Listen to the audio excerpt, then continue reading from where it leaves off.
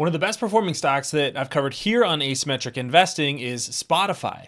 Since hitting lows in late 2022, the stock is up over 4x, just a phenomenal run for Spotify. So today I want to dig into what has gone right for the company and what the strategy is to continue that momentum going forward. One big thing is that the stock has gotten a lot more expensive over the last couple of years than it was when I first started covering Spotify. So always something to keep in mind is that price is not quite as attractive as it once was, but that doesn't mean that the business momentum isn't going to continue. Absolutely not a stock that I'm selling right now, although I haven't been buying for a little while either. So I'm going to get into that dynamic. My name's Travis Hoyam.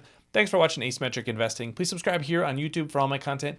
And thanks to this video sponsor, The Motley Fool. If you go to fool.com/ASYM, they'll give you their top 10 stocks to buy right now. So let's start with Spotify's main business, and that is the premium subscription business. If you're familiar with Spotify, this is where you pay a monthly fee. You get access to all the music that you want. You can, of course, access podcasts. And on most plans, they're now including audiobooks as well. This has absolutely been the financial driver for Spotify. You can see from this chart, since 2018, the compound annual growth rate for revenue from premium subscriptions is almost 20%. The gross profit is up 22.1%. Why is gross profit up a little bit more? Well, they're getting a little bit more leverage on the investment that they've made in building out their infrastructure. They're maybe negotiating a little bit better deals with record labels. I don't think that's something they're going to be able to push too hard on, but squeeze out another point or two in gross margin, and that really helps drive the business. And then you can see the number of premium subscribers is up almost 19% on a compound annual growth rate basis. So how does Spotify continue growing this core business?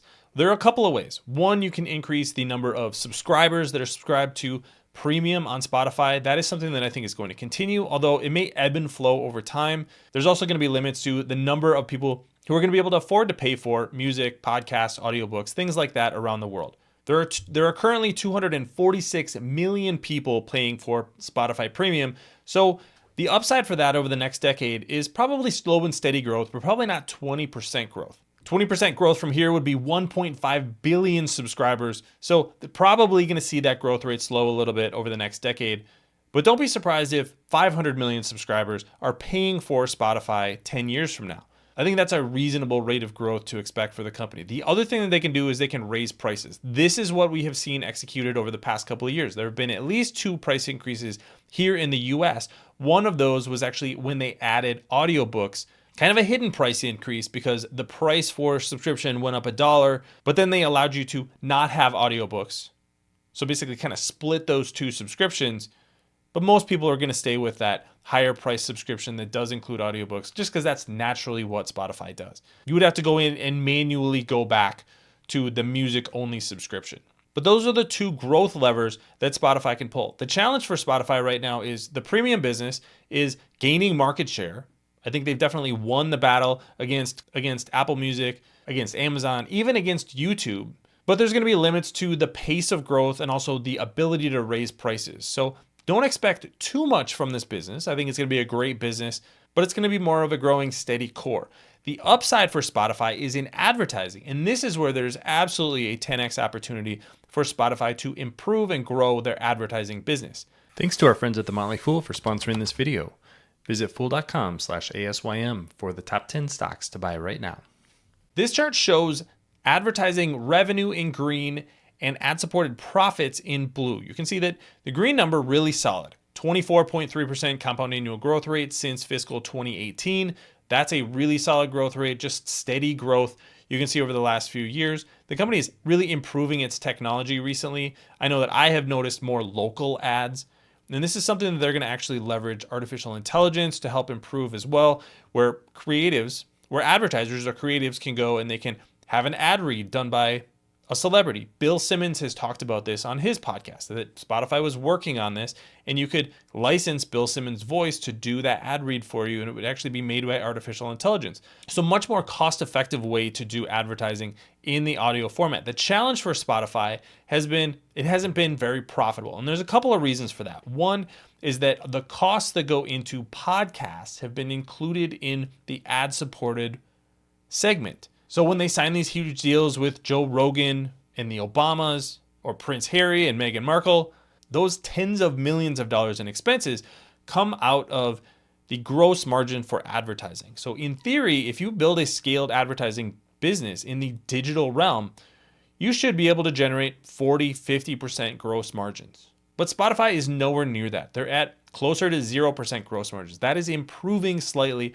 over the past year, $181 million in gross margin in the last 12 months. And that is by far the best gross margin the company has had in the advertising business. But what they really need to do is improve their ad placements, improve their ad targeting, and improve that gross margin. If they can do that, this is absolutely a business that can go from $1.8 billion in revenue to $18 billion in revenue.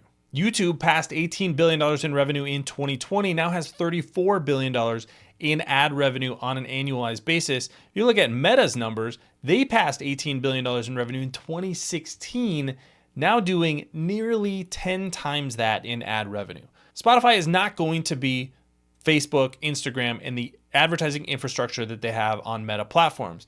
But I do think there is tremendous opportunity for Spotify to increase that ad monetization, and that's ultimately where the potential is for the company. Now, the other thing to watch is on the cost side.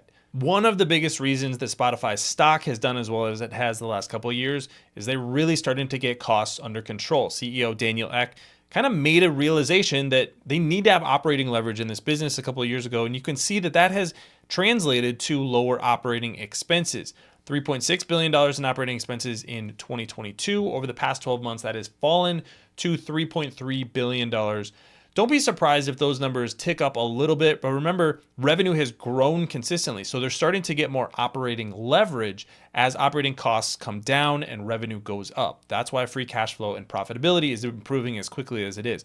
That pace of improvement on the bottom line may not continue, but if the company is able to grow and maintain and control these operating costs, that is going to be a positive for the business. Another growth avenue to watch, and this is a very, very small segment of the business, is ticket sales and merchandise. Spotify is starting to become a platform for artists to connect with their fans, and that includes buying tickets and merchandise. Just yesterday, Taylor Swift came out with exclusive merchandise on Spotify. So could be another growth avenue, just an incremental way to monetize the business for Spotify. So these are the things to watch for Spotify.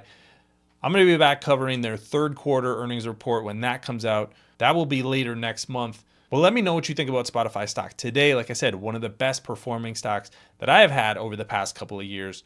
Leave your comments in the comment section below. Don't forget to subscribe to Asymmetric Investing. Thanks for watching, everybody. See you here next time.